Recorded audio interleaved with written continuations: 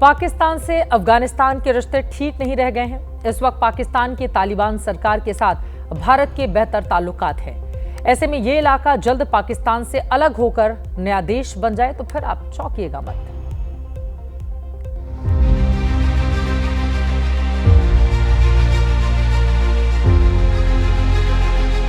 बड़े बड़े पहाड़, लंबी नदी, चौड़ी सड़कें, देखने में बेहद खूबसूरत ये पाकिस्तान का खैबर प्रांत है।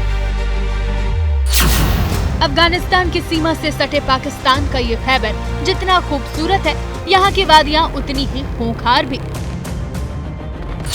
खैबर की वादियों से आतंक की बू आती है और इसी खैबर में पड़ता है पाकिस्तान का बालाकोट।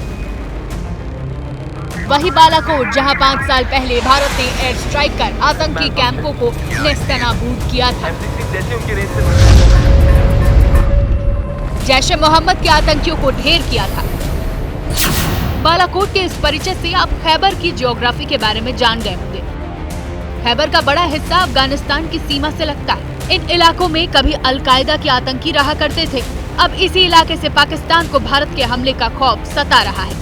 इसी खौफ की गवाही ये कुछ तस्वीरें देती है। खैबर पख्तूनख्वा के 29 जिलों में पिछले दिनों वहां की सरकार ने सायरन सिस्टम लगाने का आदेश दिया, जिसके बाद पेशावर और एबटाबाद जैसे जिलों में सायरन लगाए गए। जिन जिलों में अलर्ट वाले ये सायरन लगाए गए हैं वो एलओसी से काफी दूर हैं। कुछ तो 300 से 500 किलोमीटर की दूरी पर हैं। पाकिस्तान को डर है कि भारत खैबर के इलाकों में अफगानिस्तान की तरफ से हमले कर सकता है। पाकिस्तान में बंटवारे की अगली स्क्रिप्ट बलूचिस्तान की है। वही बलूचिस्तान जहां के रहने वाले खुद को पाकिस्तानी नहीं मानते, लेकिन बंदूक और वर्दी के दम पर पाकिस्तान यहां के लोगों का दमन करता है, शोषण करता है। बलूचिस्तान की सीमा ईरान से लेकर अफगानिस्तान तक सटती है। क्षेत्रफल में पाकिस्तान का यह सबसे बड़ा इलाका है। खनिज संपदा से भरपूर बलूचिस्तान की आबादी करीब 1.5 करोड़ के आसपास है। क्वेटा यहाँ की राजधानी है। ये तस्वीरें जो अब आपको दिखा रहे हैं अलग अलग इलाकों की है बलूचिस्तान के। पाकिस्तान के खिलाफ यहाँ के लोगों का गुस्सा है। दिन के उजाले में ही नहीं बल्कि रात को भी टॉर्च की रोशनी में हजारों लोगों की भीड़ अलग देश की मांगों को लेकर आंदोलनरत है, सड़कों पर उतरी हुई है।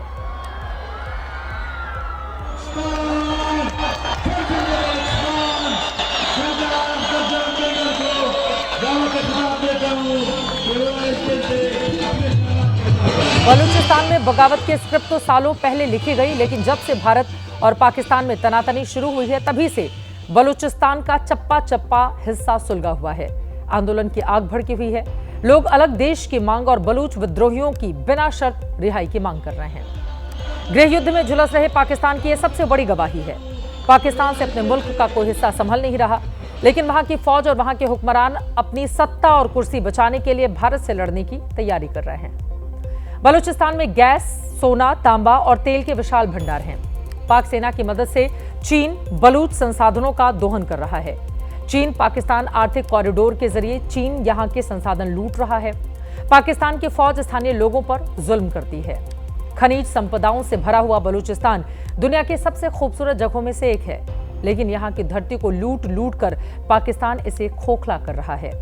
पहले बलूच विद्रोही अलग अलग गुटों में बटे हुए थे, लेकिन सब संगठित होकर पाकिस्तान के खिलाफ मोर्चा खोले हुए हैं।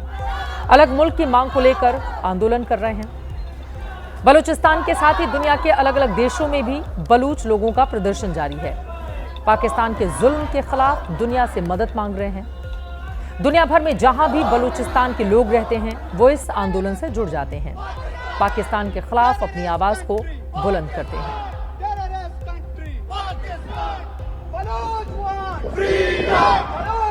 पाकिस्तान कैसे बलूच लोगों के खिलाफ जुल्म करता है उसकी एक तस्वीर आपको दिखाते हैं। इस तस्वीर को देखकर आप समझ जाएंगे कि आखिर क्यों ये पाकिस्तान के साथ रहना नहीं चाहते। बलूचिस्तान के गांव में स्थानीय लोग मीटिंग कर रहे थे।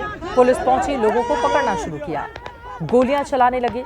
यह तस्वीर पिछले हफ्ते की है। जिस जगह पाकिस्तान की फौज बलूचों पर भारी पड़ती है वहां पर यह आम बात है, लेकिन भारत से तनातनी के बीच बलूच मोर्चे पर लगाए गए फौजी और अस्त्र शस्त्र को भारत की सीमा की तरफ पाकिस्तान ने मूव किया है, जिसके बाद माना जा रहा है कि बलूचिस्तान में पाकिस्तान इस वक्त काफी कमजोर स्थिति में है।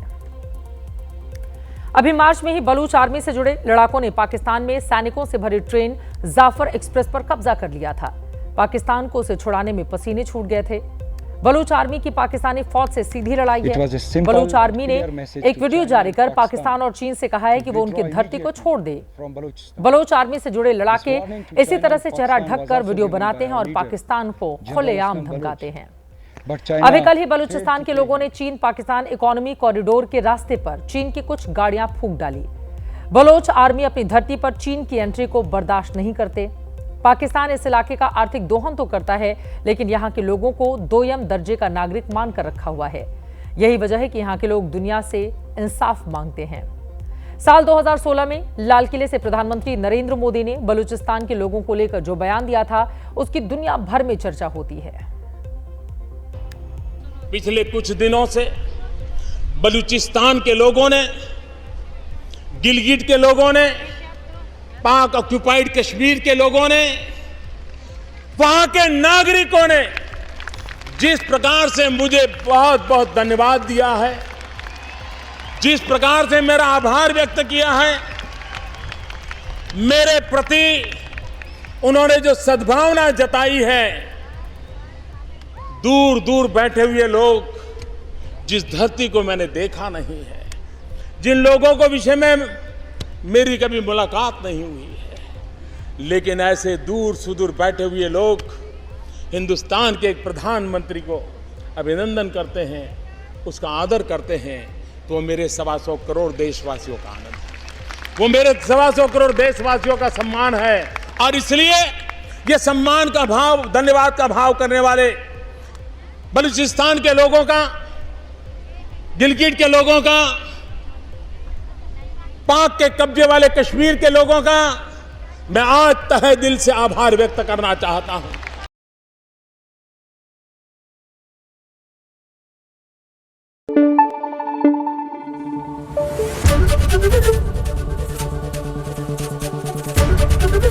एबीपी न्यूज आपको रखे आगे।